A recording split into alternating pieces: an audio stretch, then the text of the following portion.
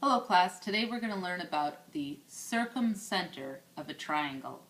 So first start out with any triangle. I've started with an acute triangle, but it would be nice if we could get some variety in the class with obtuse, right, and acute triangles. So the first thing we're going to do is fold each side in half and make a nice crease where the fold is. So first I'm going to fold BC in half and make a nice crease all the way along. And then I'm going to trace that crease.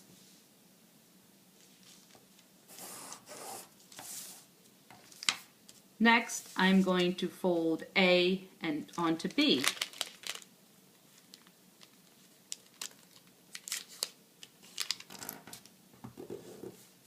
And I'm going to trace that crease.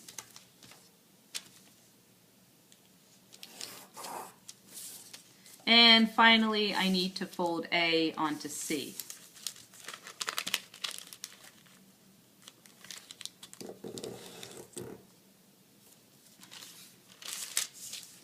And I'm going to trace that crease. So my first question for you guys is, what did I just draw? What three segments or lines in a triangle did I just draw? Alright, so hopefully we came up with the fact that we just draw the three perpendicular bisectors of a triangle.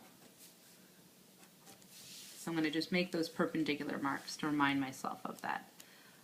Also, I hope that all of you found that the three perpendicular bisectors of the triangle are concurrent.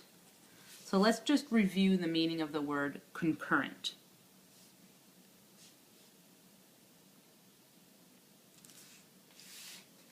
Also, I'd like to ask you guys, how does the perpendicular bisector compare to the median in a triangle? Now, if you guys got a variety of triangles, meaning acute, obtuse, and right triangles, you probably came out with a different picture. So what I'd like us to do now is compare the location of the circumcenter of a triangle depending on whether you have an acute triangle, an obtuse triangle, or a right triangle.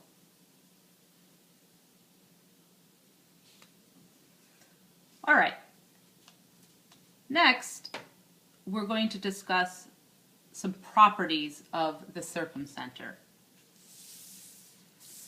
The first thing I'd like you to do is just sketch in a line between the vertex and the circumcenter. Each vertex and the circumcenter. And now, using either a ruler or tracing, I'd like you to compare the length of that dotted segment, of each of those dotted segments.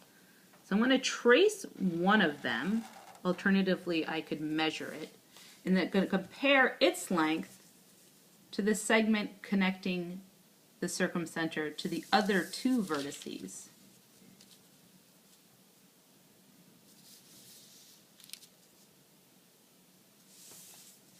All right, so each of you do that, and then let's discuss what we observe and try to express it in clear, concise, mathematical language. All right, finally, we'll answer the question of why is this point of concurrency of the perpendicular bisectors of the triangle called the circumcenter? Okay? I'm going to do a little demonstration that you'll do too, and then hopefully you'll understand why. So place the center of a compass on the circumcenter and then open it up to a radius equal to the distance between the circumcenter and the vertex. So I'll put the center of my compass here and the other point here on any one of the three vertices.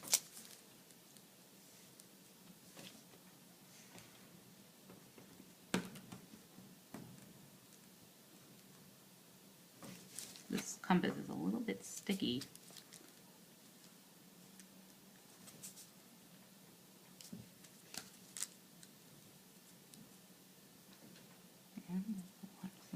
All right, now holding it firmly on the circumcenter, I'm going to draw that circle. All right, so it didn't come out too perfect, but let's discuss what we found when we did that construction and why it is called the circumcenter. The end.